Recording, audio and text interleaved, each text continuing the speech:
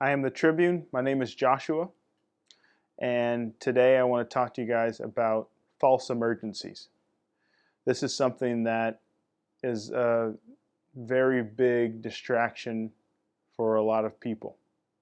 One day I was talking to somebody, and they had this giant crisis that I knew and I loved. And I just jumped in and just worked like crazy, and I pretty much almost had a heart attack myself. But then after I already was so involved in it, their problem suddenly wasn't that much of a problem for them. And by that time, I was pretty much almost had a heart attack. It was crazy.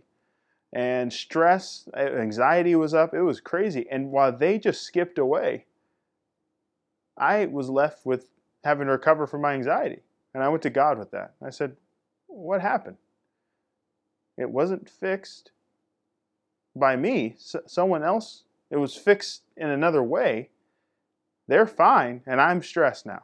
He said, I never asked you to do that.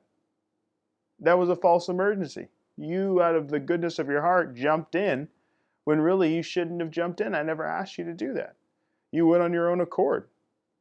And I thought of that, and I never forgot it, because I don't want to go through that again. And that's something that I think happens corporately. It happens in our world and in our country, where there's so many emergencies all the time. Whether you're watching the news, you're watching just in your personal life, that they end up being nothing. They just end up being just a moment of time of stress that you wasted your time worrying about or being stressed about or whatever. And really, we should have been talking to God during that time and listening to what He's saying, because He's not stressed.